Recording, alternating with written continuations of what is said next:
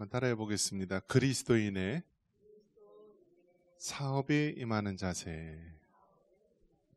예, 이제 저는 어렸을 때 이제 그런 이야기를만 들었습니다. 예, 열심히 하면 다 된다고. 열심히. 그래서 열심히 공부하면은 공부 잘할 수 있고, 열심히 일하면 돈도 많이 벌 수 있고, 열심히 일하면 세상에 성공할 수 있다. 그래서 열심히. 근데 여러분이 이제 지금까지 살아오셨잖아요. 열심히 한다고 됩니까? 어떠세요? 세상을 살다 보니까 열심히만 한다고 되는 게 아니라 하나님의 은혜가 필요함을 깨닫게 됩니다. 예. 열심히만 공부한다고 되는 게 아니라 공부 못하는 사람은요, 아무리 열심히 해도 안 돼요. 또 열심히 일한다고 하루에 뭐 12시간 뭐 그 이상 일한다고 돈 많이 버나요? 그렇지 않아요. 보면은 오히려 돈 많이 버는 사람은 하루에 몇 시간 일하지 않고도 굉장히 많은 돈을 버는 사람도 있죠. 그러니까 세상은 열심히 한다라고 하면 되지만, 물론 열심히라는 것은 우리가 기본적으로 갖춰야 될 자세이지만, 열심히만 한다고 되는 것이 아니라 우리 믿는 신앙인의 입장에서 본다면 하나님의 은혜가 있어야 된다. 그래서 이 은혜라는 것은 굉장히 복합적이고 많은 것들을 포함하는 거예요. 예를 들어 우리가 구원받는 것도, 여러분, 우리가 열심히 예수님 믿는다고 구원받는 거예요? 그렇지가 않잖아요. 먼저는 하나님의 은혜로 우리가 택함을 받아서 하나님이 우리에게 믿음을 주셔서 그 하나님, 그 예수님이 믿어지는 거죠. 그래서 구원을 받는 것, 그것은 전적인 하나님의 은혜임을 우리가 깨닫게 되고요. 그 이후에 살아오는 모든 과정들이 우리가 하나님의 은혜임을 깨닫게 됩니다. 우리나라가 정말 얼마나 가난한 나라였습니까? 정말 우리나라가 얼마나 가난했는지 그 여러 가지 자료들 보면 알 수 있는데, 필리핀보다도 가난했고 아프리카에 있는 나라보다도 가난했고, 그래서 과거에는 정말 그 구호 물자에 의해서 우리 기성세대분들이 다 살아왔습니다. 그래서 전쟁의 빚더미 속에서, 잿더미 속에서 먹을 것이 없었을 때 그 구호 물자, 미군들을 통한 여러 가지 구호 물자를 통하여서 우리나라가 그냥 먹고 살았습니다.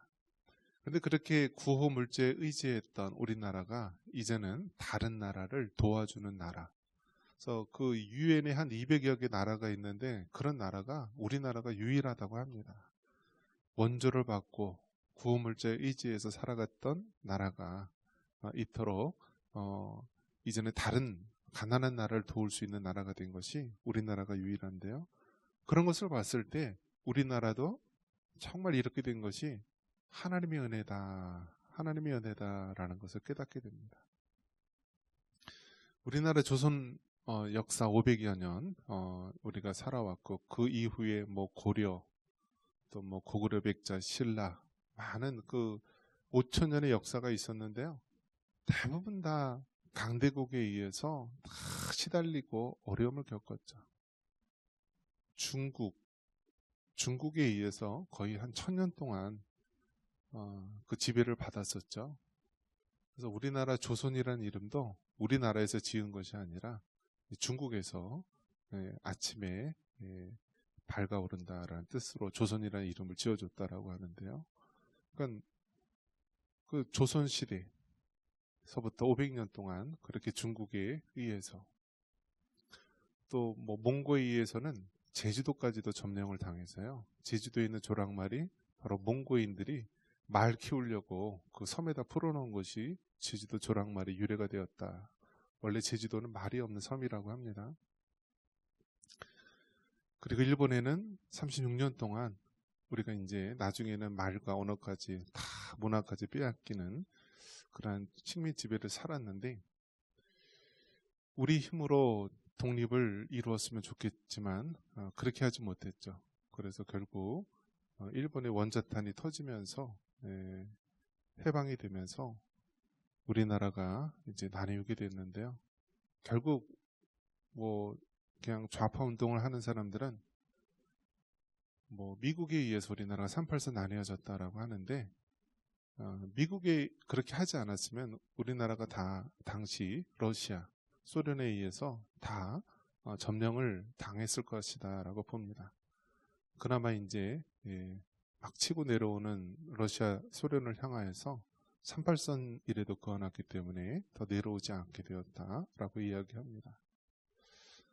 자, 그러는 가운데서 지금 우리나라는 조선시대에 살고 있는 것이 아니라 대한민국이라고 하는 자랑스러운 나라에 살고 있습니다. 그래서 1948년 그 남한에 또 이제 선거를 통하여서 이제 대한민국이라는 나라가 이제 본격적으로 시작이 되었죠.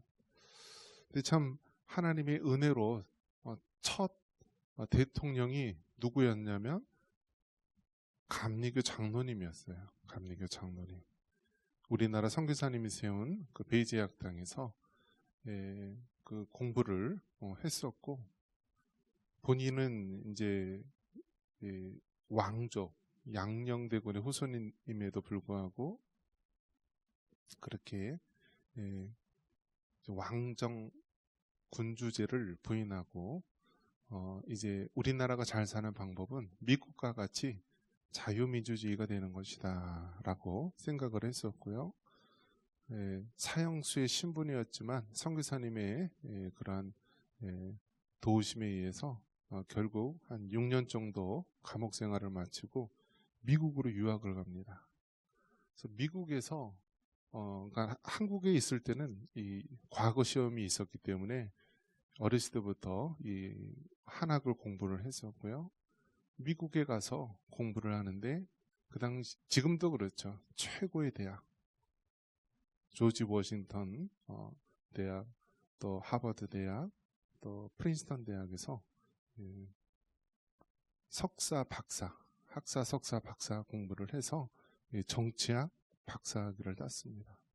그래서 그 이승만 대통령이 세운 그 학사, 석사, 박사 그 기간을요 아직도 못 깬다라고 합니다. 가장 짧은 기간에 학사, 석사, 박사를 공부했고 그 당시 최고의 대학이라고 하는 모든 대학을 다 이렇게 두루 섭렵하면서 정치 외교학 박사를 땄습니다.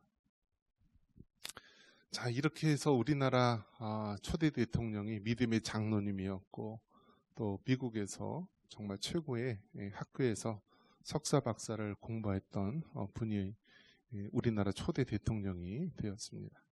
자, 모든 것이 다 이 우리나라에 보면은 하나님의 은혜가 아니고서는 설명할 수 있는 길이 없는 것입니다. 5,000년 동안 그렇게 가난하고 또 그렇게 시달림을 받았던 나라가, 우리가 이 대한민국이라는 나라가 정말 기독교 이 사상 위에, 역량 위에 세워지게 되었던 것, 이 모든 것이 하나님의 은혜입니다. 그래서 우리가 애국가에도 뭐라고 되어 있죠? 하나님이 보호하사 우리나라 만세라는 것처럼 하나님의 은혜가 아니고서는 설명될 수 없는 것이 또 우리나라의 역사이기도 합니다. 자, 그래서 우리 개인의 역사를 보더라도 또 우리가 속한 사회나 나라의 이 상황을 보더라도 정말 이 하나님의 은혜가 있지 않고서는 그렇게 되지 못하는 부분들을 너무나 많이 발견하게 됩니다. 특히 이제 사업이라고 했지만 그리스도인의 사업뿐만이 아니라 농사 짓는 사람은 농사, 또 뭐 가사 일을 하는 사람은 가사, 또 나름대로 각자의 삶의 부분에서 그 자기의 사업이나 자기 전문직을 일을 하는 사람은 각자 자기 부분에서 하나님의 은혜를 우리가 깨닫고 일을 하는 것입니다. 자, 믿는 사람들이 하면은요 뭐든지 잘 될 수밖에 없어요. 믿는 사람이. 우리가 예수님을 믿고 성경 말씀대로 살아가는 사람은 잘 될 수밖에 없어요. 잘 될 수밖에 없어요. 하나님께서 살아계심을 보여주는데요. 자, 하나님께 살아계심을 보여주는데 우리가 너무 믿음이 없잖아요. 믿음이 없으니까 하나님께서 살아계심을 우리 삶 속에서 나타내 보여주시기를 원하세요. 그래서 때로는 작은 것이지만은 하나님께서 막 여러 가지 보여주세요. 하나님 이거 하고 싶습니다 하면 이거 해주고, 하나님 이거 먹고 싶습니다 하면 이거 해주고, 하나님 우리 자녀 이렇게 됐으면 좋겠습니다 하면 하나님께서 막 보여주세요. 왜 보여주시냐면 너무나 우리가 이 땅에 고단한 인생을 살아가니까 하나님께서 그걸 보여주시는 거예요. 보여주세요. 제가 연천에 우리 교회가 한 90여 개 교회가 되고요. 뭐 코로나 때 좀 줄어서 뭐 80여 개 교회라고 이야기하는데요. 저도 이제 뭐 연천 기독교 연합회에서 서기도 하고 총무도 하고 임원도 해서 교회를 쭉 이렇게 다 둘러봤습니다. 그리고 이제 우리 같은 노회나 시찰에 있는 목사님들도 많이 계신데 그 목회자들 자녀들 보면은 참 하나님의 은혜로 그렇게 가르치시고 입히시고 책임져 주시는 것을 느끼게 합니다. 어느 교회 목사님 그 딸은요, 너무나 연천이 힘들고 목회자 자녀로 사는 것이 힘들어서 그 자녀의 꿈은 연천을 벗어나는 거였어요. 연천을. 그럼 어떻게 하면 연천을 벗어날까 하다가 서울에 있는 모 대학교 이제 간호사로 가는 거였습니다. 저희 딸 얘기하는 게 아니에요. 다른 사람 얘기하는 거예요. 그러니까 이 목회자의 자녀로 살아가는 것도 힘든데 이 연천이라고 하는 정말 이 시골, 이 땅끝 마을 이게 사는 것이 자녀들한테 힘든 것이죠. 그렇다고 마음 놓고 뭐 서울에 있는 강남이나 뭐 서초동이나 이런 사람들처럼 뭐 교육을 시키고 과외를 시키고 그럴 수도 없는 상황이고, 그야말로 정말 맨 땅에 헤딩하듯이 자녀들이 그 현실의 삶 속에서 살아가는 모습을 볼 수 있는데 경쟁이 안 되죠. 왜냐? 서울에 있는 자녀들은요, 선행학습해요. 이미 몇 달이 아니라 몇 년치를 앞서서 공부해요. 초등학교 다니는 애들이 벌써 중학교 벌써 마치고요. 뭐 수학 정석이라든지 이런 거 다 마치고 그냥 대단해요, 대단해요. 뭐 과학고 다니는 아이들, 뭐 이런 아이들 보면은 몇 년치를 앞서가는지 몰라요. 그런 아이들하고 그 연천에 있는 시골에 있는 학생들하고 경쟁이 돼요? 경쟁이 안 되죠. 경쟁이 안 되죠.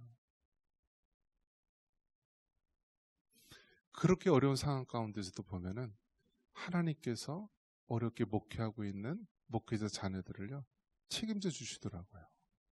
안 될 것 같은데 되게 하고요. 실력도 없는데 합격하게 하고 하나님께서 곳곳에서 보여주세요. 그러면 결국 뭐 그 학생이 실력이 있어서 능력이 있어서 그런 게 아니라 안 될 것 같지만 되게 해주시더라고요. 그게 바로 하나님의 은혜라는 것을 깨닫게 됩니다.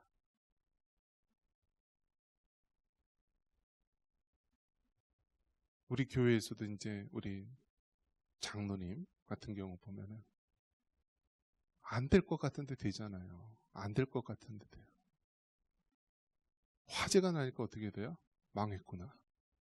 그 화재 나니까 어떻게 됐어요? 더 크게 지을 수 있는 계기가 되었잖아요. 더 크게. 괜히 확장을, 손님 많아서 확장을 하게 되면은 불법이기 때문에 할 수 없었는데 화재가 난 김에 크게 인테리어를 늘려서 할 수가 있는 기회가 됐잖아요. 코로나 내려서 다 망하게 되었다.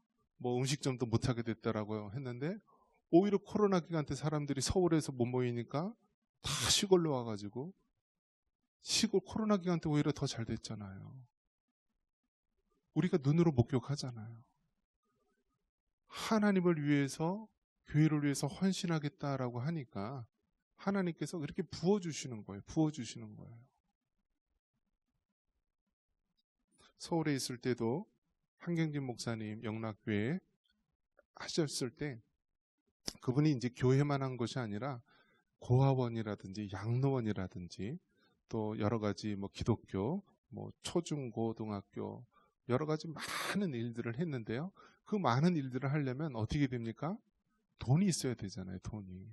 그런데 그 밑에 같이 월남했던 그 신실한 장로님이 계신데요. 그 장로님이 늘 한경진 목사님 옆에 계시면서요. 그 한계재 목사님 무슨 사업을 해야 될 텐데 하고 기도 중에 있으면은요, 그 장로님 통해서 어마어마하게 축복을 주시고 사업이 잘 되게 하시는 거예요. 그렇게 해서 그 많은 일들을 감당하게 하셨는데, 나중에는 이제 한계재 목사님이 은퇴하고 그분도 일을 이제 다 멈추게 하니까, 그렇게 잘 되게 하던 사업이요, 딱 어느 수준이 되니까 멈추게 하시더래요. 그러면서 하는 고백이, 하나님께서 그 한계진 목사님 그 사업을 다, 그런 믿음의 사업을 하는데 어려움이 없도록 물질적으로 후원할 수 있도록 하나님께서 나를 통해 이렇게 부으셨구나라는 그런 간증을 하는 것을 듣게 됩니다. 그런 것을 봤을 때 여러분, 이 모든 돌아가는 것 자체가요, 하나님의 은혜로 우리가 개인이 공부하는 것, 또 일하면서, 또 우리가 사업을 하면서 모든 것이 우리가 하나님의 은혜임을 고백하지 않을 수 없는 것입니다. 이 하나님의 은혜, 우리가 아는 사람이라면 우리가 한마디로 하나님의 영광을 위하여 한다라고 말할 수 있는 것입니다. 우리 다시 한번 읽어볼까요? 고린도전서 10장 31절 말씀 같이 한번 읽습니다. 그런즉 너희가 먹든지 마시든지 무엇을 하든지 다 하나님의 영광을 위하여 하라.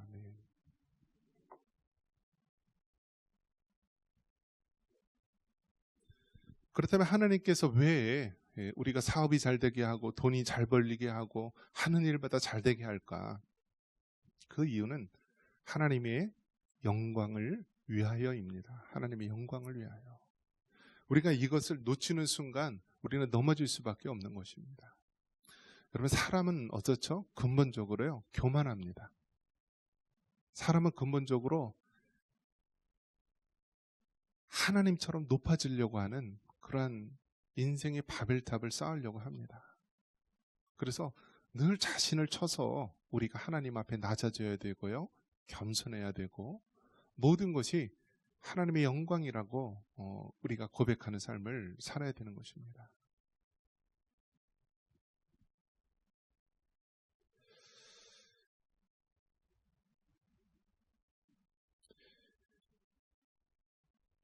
이 김진홍 목사님, 이제 그 동두천에 이제 도래성교회, 그렇게 해서 이제 노년에 이제 그렇게 하고 계신데요. 이 김진홍 목사님이 어렸을 때 가난한 사람들 대상으로 많이 공동체 생활을 했습니다. 공동체 생활을 하고, 그분이 이제 그 계명대학교 이제 철학과를 나오고, 그 가난한 사람들 위해서 그렇게 목회하고, 뭐 넉마주의 그런 사람들 틈에 들어가서 막 계몽도 하려고 하고, 그러다 보니까 성향 자체가 좌파 성향이었고, 젊었을 때 그 좌파 그러한 운동을 굉장히 많이 했다라고 합니다.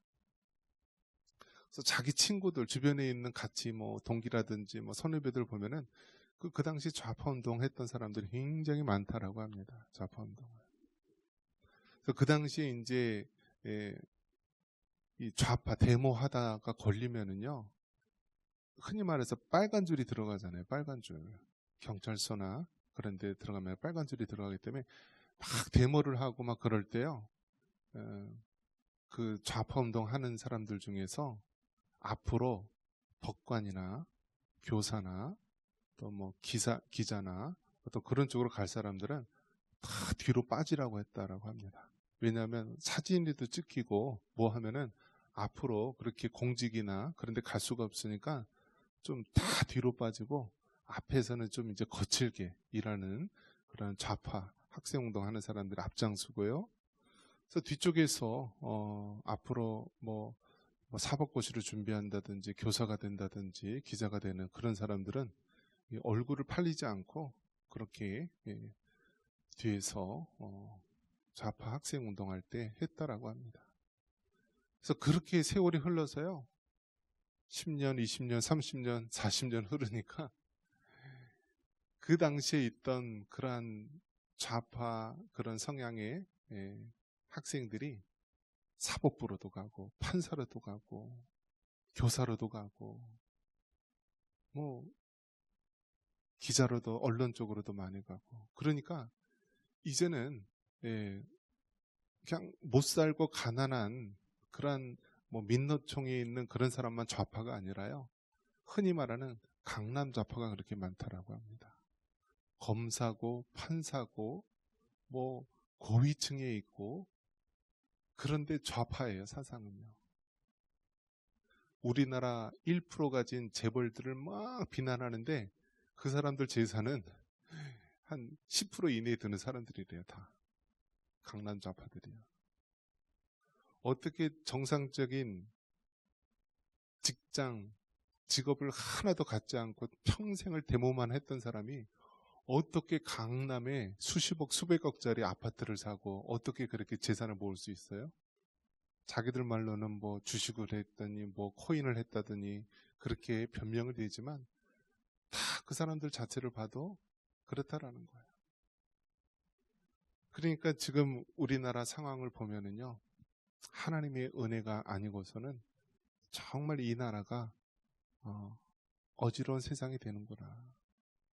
70여 년 전에는 그 북한에서 소련제 탱크를 끌고 와서 그렇게 전쟁을 일으켰던 그런 총칼의 전쟁이라고 한다면 지금은 정말 강남 좌파, 사회 곳곳에 있는 그런 좌파 성향, 그런 사람들이 사회 곳곳에 있어서 우리 믿음의 부모들이 만든 이 나라를 이 근간서부터 흔드는 거예요. 흔드는 거예요.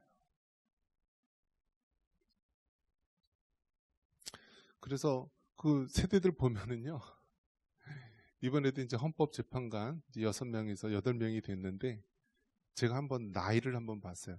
내 나이, 제가 이제 69년생인데, 제 나이 때에 있는 사람이 몇 명이나 되나 했더니, 그 8명 중에요, 한 서너 명이 제 나이 또래더라고요. 69년생, 70년생, 68년생.